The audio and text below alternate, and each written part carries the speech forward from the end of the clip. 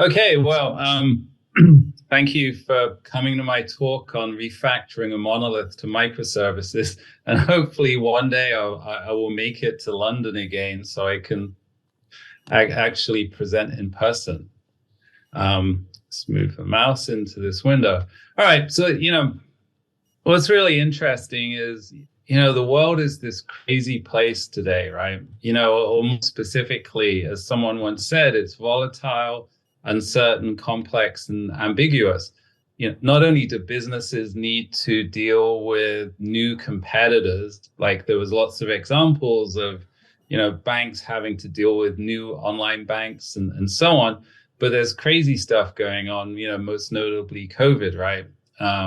Wars, and so on. And so the world is really this crazy place. And in order to thrive in today's business environment, businesses need to be very nimble, agile, and innovate at a much faster rate. And what that means for us in IT is because software is so central to modern businesses, if you're responsible for a business critical application, you have to deliver software rapidly, frequently, reliably, and sustainably. You're under the pressure to deliver, new features at a much faster pace. And there's actually a really interesting way of quantifying that. These are the DORA or DevOps metrics. And there's 4 of these metrics. And the goal of every organization really should be to be a high-performing organization as measured by these metrics. So you should be deploying changes into production multiple times a day. The lead time for changes, the time from commit to deploy, should be really short. So you're moving at a much faster pace, but interestingly, you're delivering software in a much more reliable way. So the change failure percentage of deployments that cause a problem in production should be very low. And if there is a production problem, you should be able to restore changes very quickly. So we should all be striving to be a high-performing organization according to these metrics. But I think for a lot of organizations, the reality is quite different. Organizations struggle to get changes into production. It's a slow, painful process. And when it does occur, there's likely to be problems in production that take a long time to fix. And then not only that, let's say we'll just assume here, of course, that your application is a monolith. There's a really good chance that its technology stack is out of date as well. So there's a big gap from where you need to be and from where you actually are. And you might have heard that, well, if you go to Twitter, you probably have heard, oh, you should just use microservices because that will make it beautiful, right? They're like this little pixie dust that you sprinkle on things and make everything wonderful. The reality, of course, is that it's a little bit more complicated than that. And in this talk, I'm going to use dark energy and dark matter, which are these sort of mysterious concepts from astrophysics, which turn out to be quite good metaphors for the concerns that you need to think about when trying to decide whether to refactor a monolith to microservices. Sort of over the past couple of years, just figured out that these are excellent metaphors for defining a software architecture. And it applies to the refactoring scenario as well. But before we get into that, a little bit about me. If you don't know, I've been building software for what feels like a gazillion years. Originally, I was building Lisp systems. More recently, I wrote the book POJOs in Action. Seems like a lifetime ago, created the original Cloud Foundry. And for the past, 10 years now, give or take, I've been pretty much focused on what has now become known as the microservice architecture. So I help organizations around the world use microservices more effectively. So here's the agenda. I'm going to talk about what kind of architecture you need in order to deliver software rapidly, frequently, reliable, and sustainably. And then after that, I'm going to explain how dark energy and dark matter can be your guide when defining an architecture, and how they can help you decide which parts of your application, your monolithic application, if any, would be better if they were migrated into microservices. So let's get going. So to deliver software rapidly, frequently, and reliably, I like to use what's known as the success triangle. What that means is to do that, you actually need three things. You need a process, which is DevOps, which embraces continuous delivery and continuous deployment as defined by the DevOps handbook. You also need an organizational structure that consists of a network of small, loosely coupled, product-centric teams, long-lived product-centric teams, as defined by the must-read book team topologies. And then, of course, you need the right architecture, but in a way that sort of kind of the purpose of architecture is to enable you to do DevOps effectively and to enable the network of small, loosely, or the team to support the network of loosely coupled teams. And it's like, well, what kind of architecture do you need? Well, the authors of the book Accelerate, which is really a lot of the underpinnings of DevOps, have found that you need an architecture that's testable, deployable, and then above all, it needs to be loosely coupled. And then on top of that, if you're going to build applications that last a long time, you need an evolvable architecture, one that lets you incrementally upgrade your technology stack. And the key thing here is actually loose coupling. And none of this is sort of specifically microservices or monolith. And so one conclusion you can draw from this is that you should really just make the most of your monolith. You shouldn't just automatically assume that you need microservices. So in particular, if you're struggling with software delivery, perhaps your architecture is okay. It's just that you need to improve your process, adopt DevOps, and automate your deployment pipeline. Or perhaps you need to organize or restructure your organization from siloed teams where there's lots of handoffs into cross-functional teams that can take requirements and push them into production. And then maybe you need to improve your architecture as well, but perhaps you can stick with a monolith and you just need to modularize it, which I'll talk a little bit about later, and just perhaps modernize the technology stack. And you should only really be thinking about microservices if you've tried all of those other things and that you have found them to be insufficient. So, and this is very likely to be a scenario where you have a large team that's developing a large, complex application.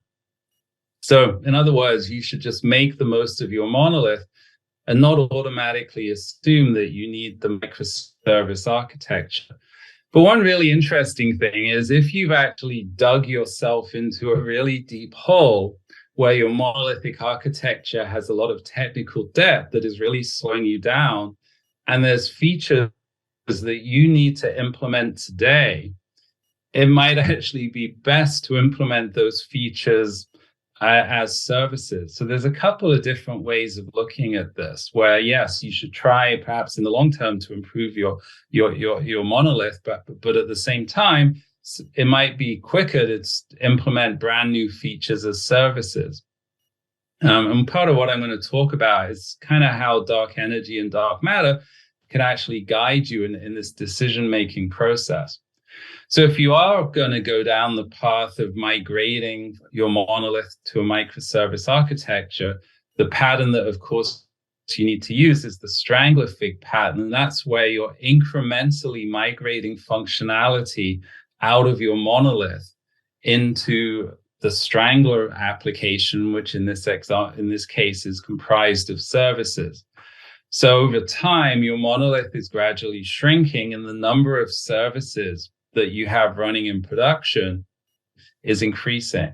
You really, really need to avoid, you should avoid doing a big bang rewrite of your application because that just delays when you can actually deliver anything of value too far in the future. And it's extremely risky. And then on top of that, if you do have these new features, you can implement them directly as services. So there's some issues here, right? Which is, when should you consider migrating to the microservice architecture, and which parts of your application, existing modules or new features, should you actually implement as services? And that's where dark energy and dark matter come into play. And then sort of originally I used these forces to actually define a microservice architecture. But as you're going to see, they can also help you guide you in this refactoring process.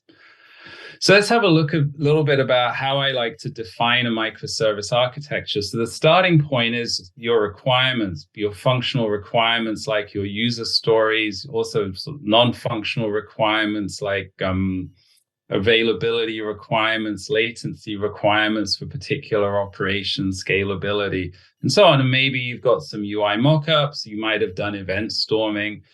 So the first step of this process is to distill those requirements down into a set of system operations, which basically model the requests or the behavior that the application must implement at a sort of an abstract level. So rather than just automatically diving into REST endpoints, we model the behavior in terms of these more abstract system operations, which act upon entities, business objects. And then step two is to essentially group those entities or aggregates into subdomains, each one of which is a team-sized chunk of business functionality. So actual code that implements a business function that is owned by a team. And I guess you could call them bounded contexts if you like to use that word. And then so far, this is just sort of fairly classic object-oriented design. But then the third step is where it gets interesting. And this is where the core part of designing a microservice architecture, which is where you're grouping these subdomains to form services. One potential output of this process is that you have a single service, which is also known as a monolith. But the more interesting case, of course, is where you have two or more services, which is where you have a microservice architecture.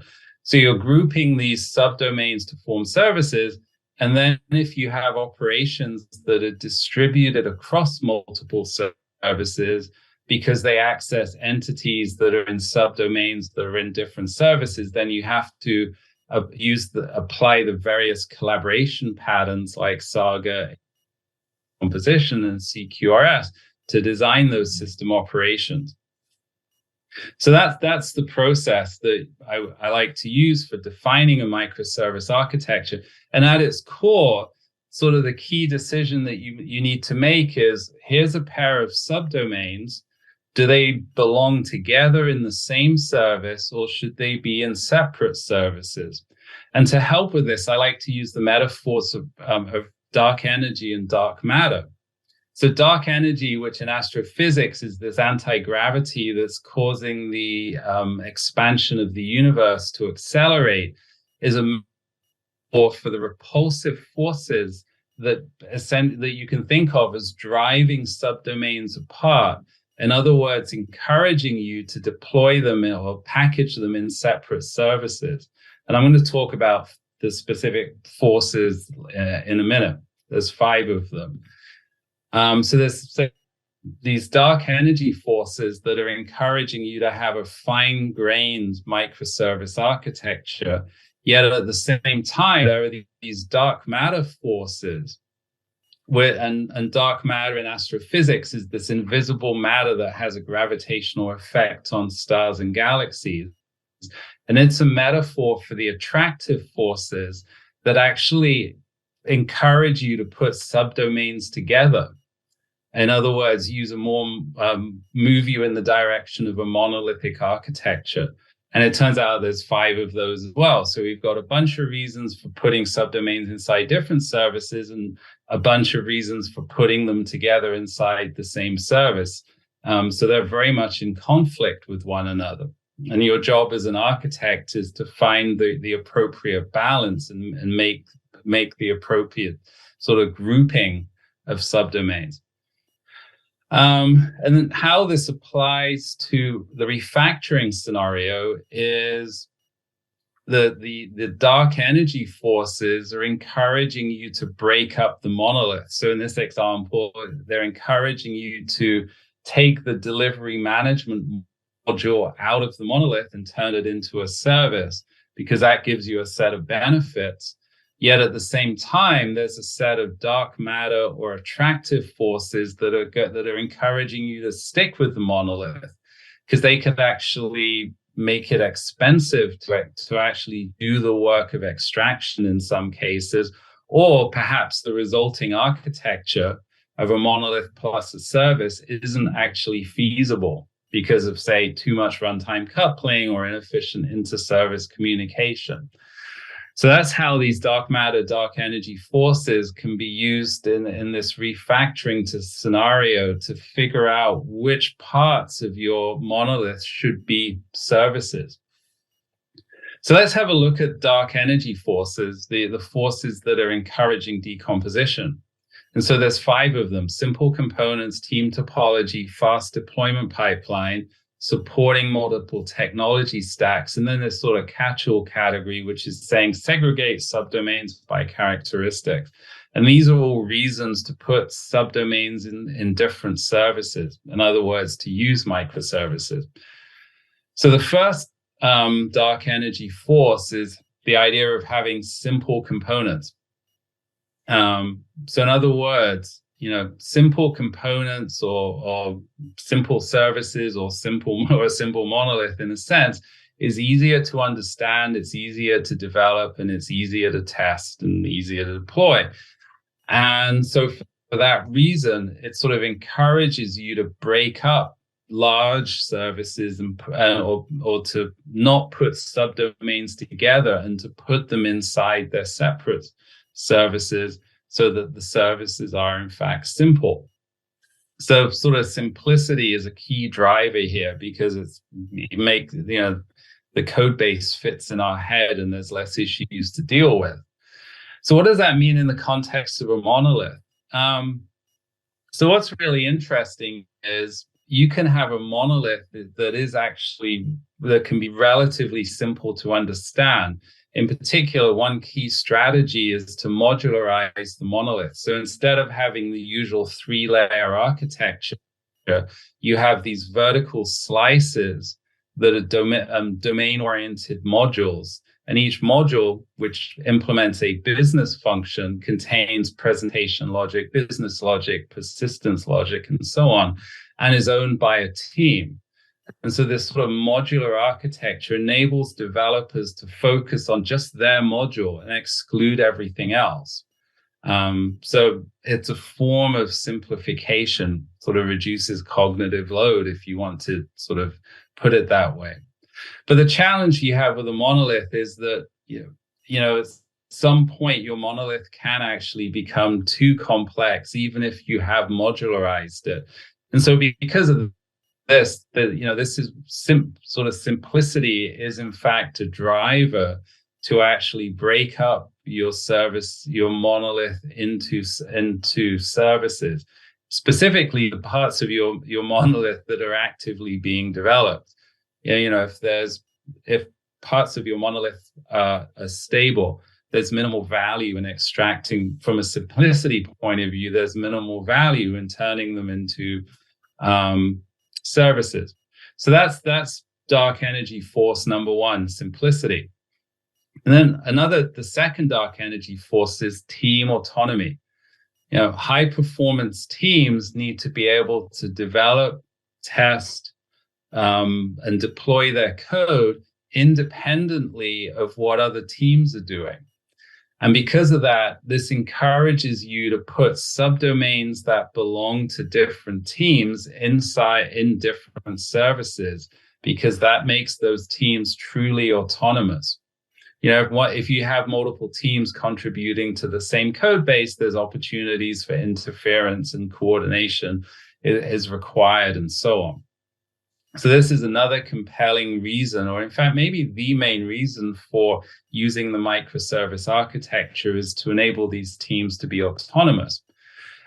So from the perspective of a monolith, you can improve autonomy to some extent through modularization, but ultimately everyone is working on the same code base. And so sort of autonomy is inversely proportional to the number of developers. And so once again, this is a compelling reason to move code out of the monolith into services. And then another reason is force number 3, fast deployment pipeline. It's really important to get as a developer to get fast feedback from local testing, from your deployment pipeline, and then also from your production environment. In fact, some people actually claim that you should, your lead time, the time from commit to deploy or beginning of deployment, should be under 15 minutes. And which is not long, right? And so this strongly encourages you to put subdomains in different services in order to accelerate your deployment pipeline and get faster feedback.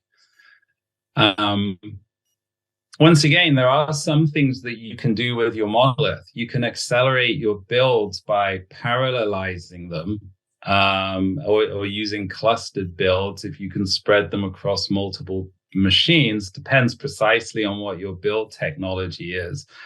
And then I've also mentioned there, Uncle Bob's dependency inversion principle and the interface segregation principle. And the idea there is by structuring your code base so modules depend upon stable abstract interfaces, you can reduce the amount of work that the build tool has. It makes testing or building and testing much more incremental. So you don't have to test parts of your code that have not actually changed directly or indirectly.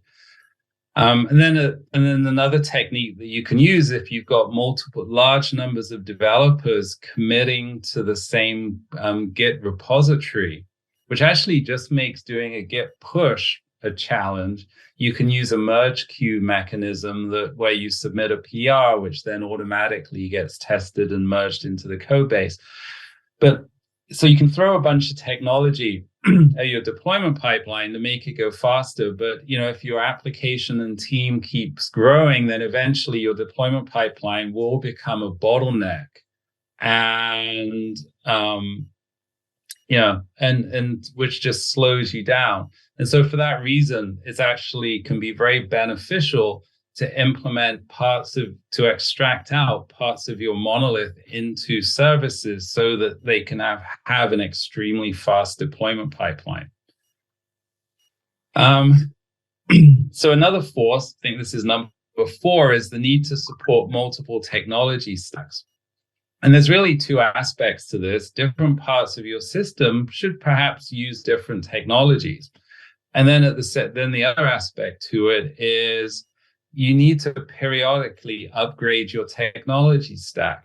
For example, Spring Boot 3.0 came out very recently, and it's probably a good idea to upgrade to it, which means upgrading to Java 17, which requires you to upgrade to a version of Gradle that supports Java 17. So there's all this work that you have to do. And if you have a large monolithic code base, that can be a massive upgrade task versus having your code base or your application comprised of services, which you can upgrade incrementally. So it becomes a series of smaller, easier to schedule upgrade tasks. And this is one of the weaknesses of the monolith, right? Is you've just basically got a single code base using a single class path, unless you use some sort of exotic technology, which means that you have to do these big bang rewrites and you don't really have much opportunity to use non-JVM technologies. So this is a compelling reason to actually migrate your monolithic code base to a microservice architecture in order to sort of deal with the technology stack side of things. And then the final dark energy force are these is to segregate subdomains by characteristics.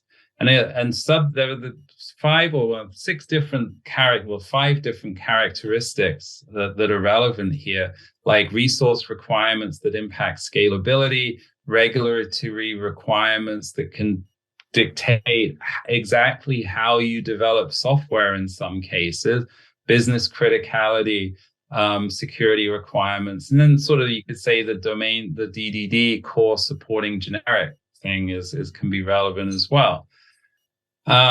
So like one great example of this is if you have subdomains with very specific resource requirements like GPUs, then there's often value in having them deployed as separate services so that you can scale them in a much more cost-effective way. For example, GPUs unlike EC2 are incredibly expensive and you don't want to waste them. So, there's value in being able to scale each part of your system in an optimal, most cost-effective way. And then also segregating code by business criticality can be really important for improving availability. So if you've got, you make your money by handling credit cards sort of or charging through a credit card charging API, there's real value in physically separating those REST endpoints from the rest of your application. It can run on its own infrastructure. It should have its own code base. So there's no opportunity for sort of interference, a commit to merchant management, which is less critical. You don't want that accidentally breaking payment processing. So some of this you can sort of deal with in a monolithic architecture. So you could have separate deployments handling certain REST endpoints, even though it's the same code base, and that can help address some scalability, availability concerns. But ultimately, you have a single code base, and so you are constrained, and there's a lot more risk. So once again, this can be another compelling reason to carve out parts of your monolith and migrate them into services to improve availability, scalability, and to properly isolate them from the rest of the application.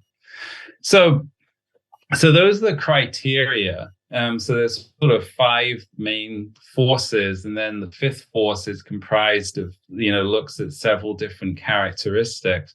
And sort of the key takeaway from this is that some parts of your monolith will benefit more from microservices than others.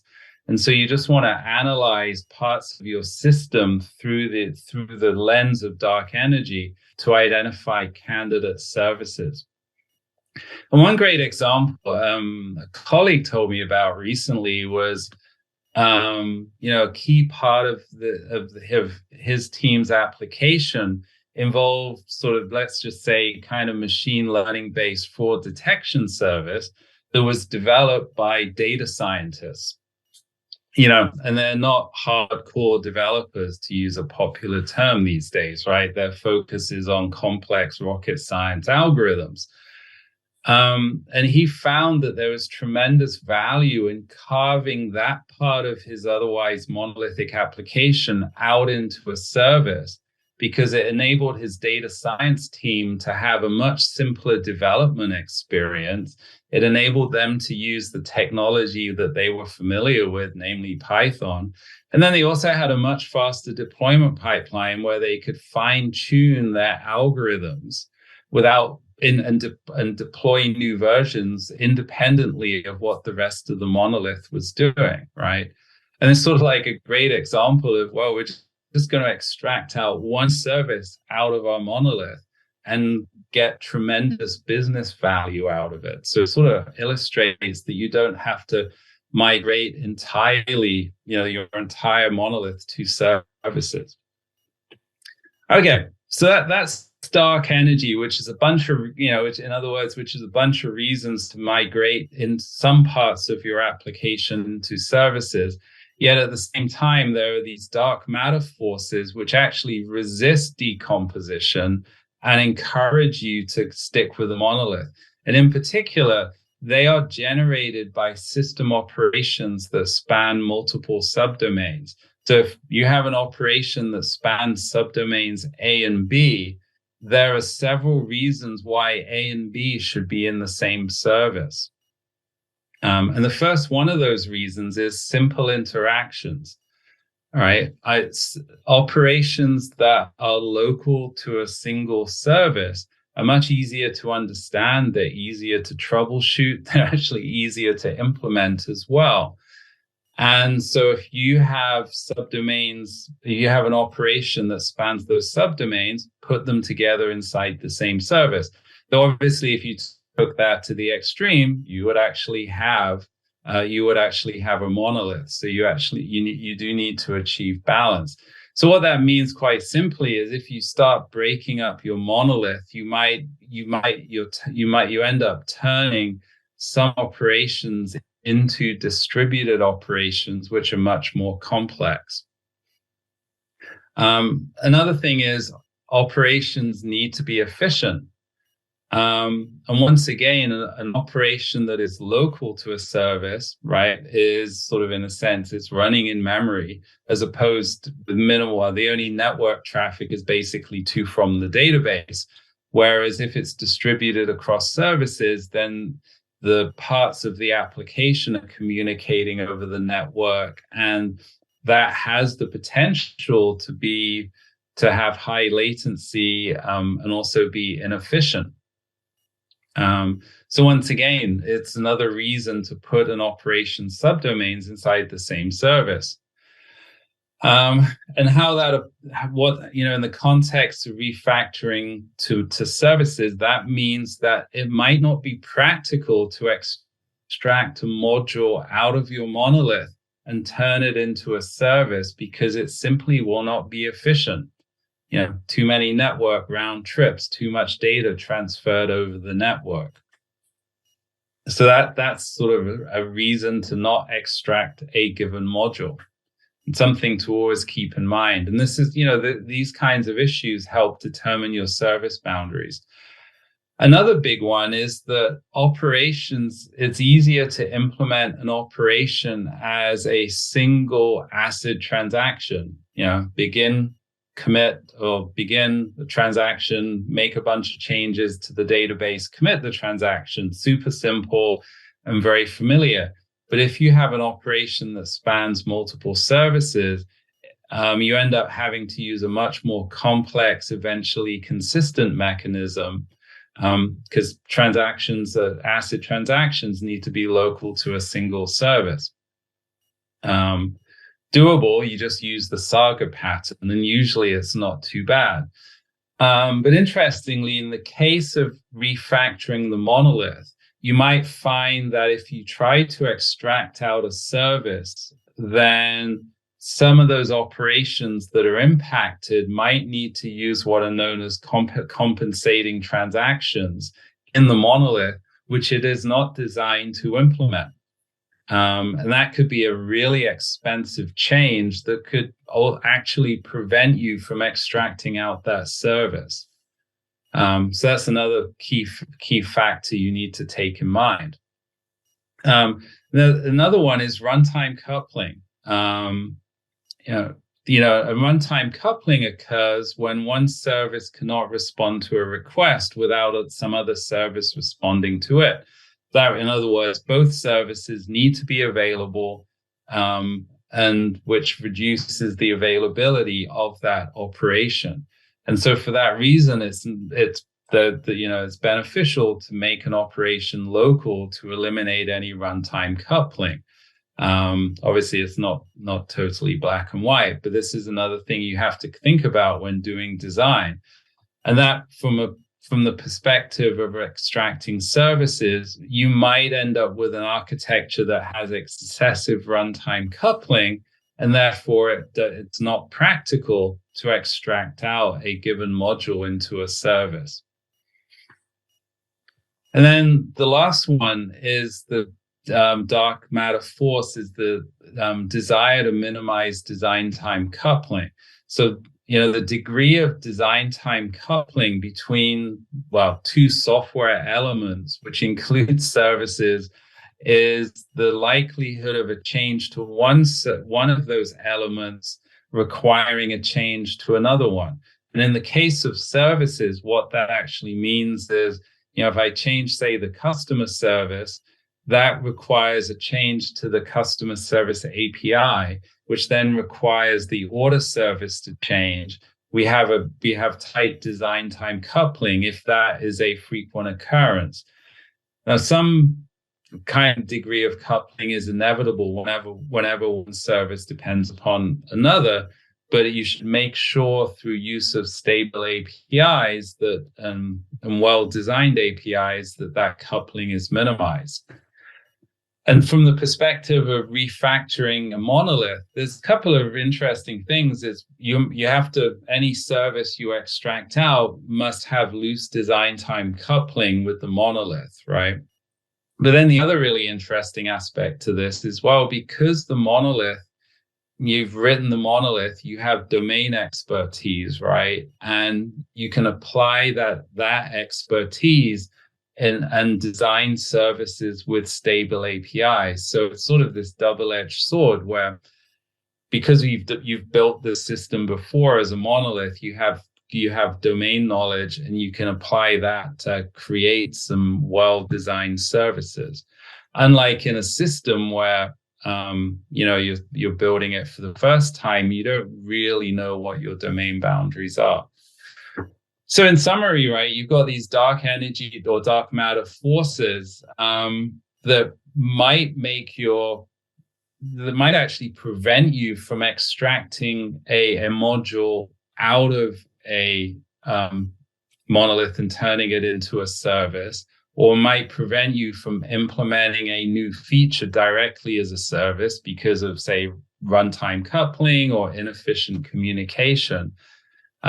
And then in some cases, you might find that the transaction management aspects of it might require your monolith to implement compensating transactions, which is not what it's designed to do. And that would prevent you from extracting that module out as well.